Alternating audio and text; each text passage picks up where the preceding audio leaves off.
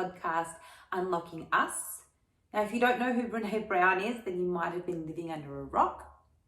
However, this particular podcast was an interview with Priya Parker. Priya Parker is the author of The Art of Gathering, How We Meet and Why It Matters. And so Priya Parker is a conflict resolution expert. She's worked with thousands of people to help them create great gatherings, and really thinking about the purpose of why we gather, or how we meet, and why it matters, the art of gathering. And so this got me thinking. Quite often clients come to me and ask me, what is the best platform to deliver my webinar? And my answer is always that the platform is not the point. Whilst Zoom makes it really easy for us to be able to have online gatherings and online meetings and run our webinars, Zoom is not the host, we are. And so it's really up to us to make sure that we design the event effectively, that we run the webinar effectively, that we create engagement, that we encourage the interaction, that we create connection, and also support learning in that online environment. And so again, today we're going to talk about the fact that Zoom is not the host, and we're going to cover three main sections. First, we're going to talk about the fact that digital actually creates more intimacy and how we can leverage that. We're going to talk about the fact that clear rules will pre-frame the success. And we're going to talk about the fact that we need to think outside the Zoom room. Really start to think outside the box on how we can utilize the digital environment and the physical environment in order to create great online gatherings with purpose, outcomes, and success. So let's delve into the very first point here, and that is that digital actually creates more intimacy. Now, if we think about our lives recently, since we've had to have a lot of our meetings online, it's actually enabled us to be inside people's homes. I'm sure each of you have experienced being in the home of your superior or in your team's home, where the person either has, family commitments and they need to talk to their child, or they need to shush a pet, or potentially have some delivery arrive. These things bring us into the intimacy of somebody's home, and it actually creates that stronger sense of connection with that person as a human being, not a person who is arrived in the work environment and is in the mental space of somebody who's in the work environment.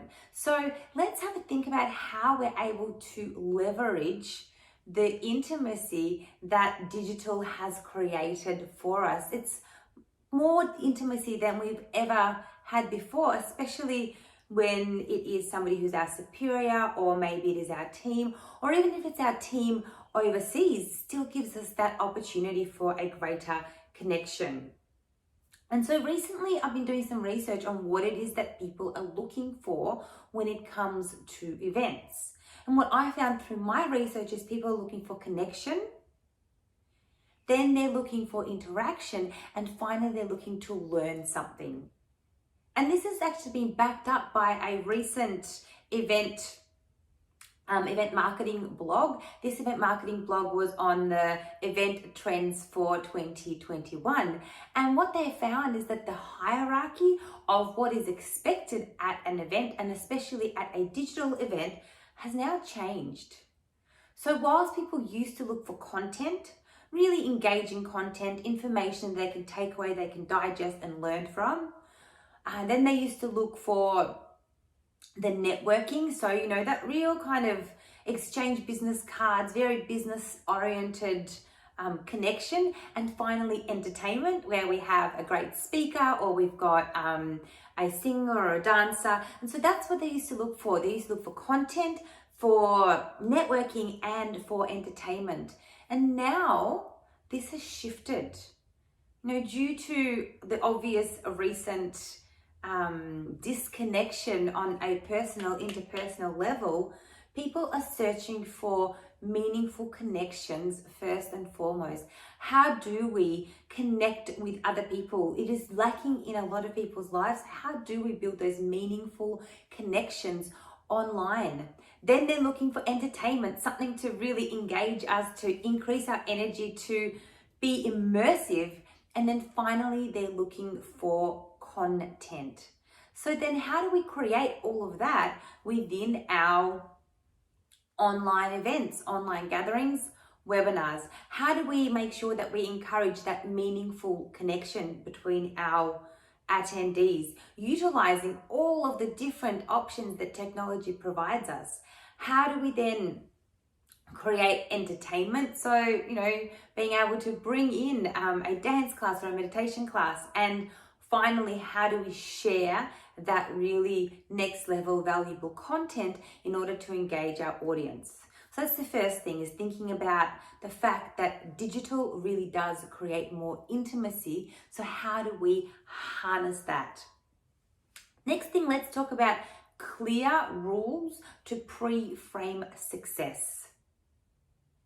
Now, using a digital environment gives us so much more opportunities for encouraging connection. The technology brings such an added bonus to the opportunities for that meaningful connection, entertainment, and content. However, in order to encourage our participants to feel comfortable, to feel safe, to explore the technology, it's up to us as the hosts to support that trial and that error and make it really comfortable for our audience to connect with each other.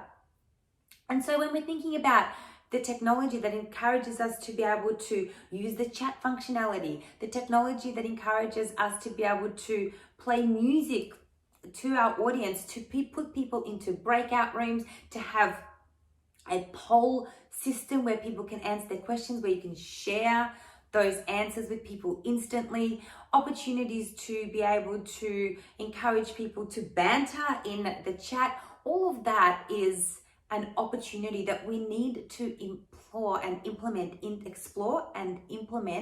in our online gatherings, events, webinars. Again, thinking back to Priya Parker, she's got this really great overview of the generous authority. So our responsibility as the generous authority, or as the host, is to really be able to protect, to equalize and connect our audience with warmth and with order. It's up to us to set clear rules on how the interaction will occur, and then encourage our audiences to interact on that level, so that we teach them clearly how to use the technology. We encourage them to trial and practice those things, and then we support them with making it really comfortable, but also with clarity and order, so that our event does not get out of hand. So that is the second part, is clear rules will pre-frame success. And finally, let's think about how we can think outside the Zoom room. So again, if we're thinking about the fact that Zoom is not the host, then there's so many opportunities that we sometimes miss, thinking about the fact that people are in their own homes, which opens up a whole world of things that we can do. Some of the best things I've had an opportunity to do online is have a smartphone photography course, which was run through Airbnb experiences. It was run by a guy in Germany, and it was run for a group of people all around the world. And this was something that I'd organized for my mum for her birthday during lockdown in Melbourne. Other things that we've had great success in doing is things like dance classes, meditation all together, and even a race around the world. And that enabled us to not just use the Zoom environment or the online room, but also encouraged us to use our smartphones, to be able to be in breakout rooms, to have a team environment, to be able to work together and race against others and really be completely immersive and completely engaged in an experience, even though I was by myself in my house. And some other things that I've heard of are things like a hot tub party. A hot tub party in your house where every single participant ended up in their house, in their own bathtubs, all together having a hot tub party. So we need to think about the fact that every person has a home. Inside their home, they've got kitchens, they've got bathrooms, they've got bedrooms, they've got accessible spaces that we can encourage them to use to be able to connect on an even more intimate level. So how can we think outside of the Zoom room and really encourage that connection?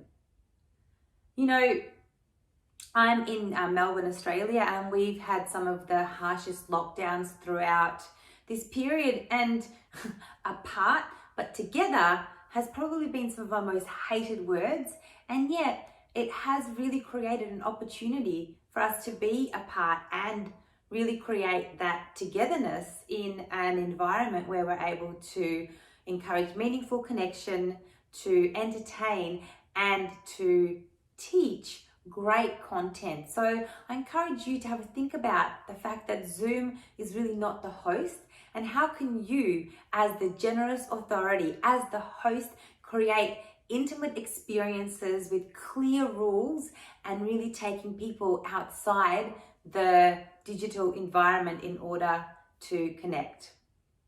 Thanks again for tuning in to another Wednesday Wisdom. It's been an absolute pleasure.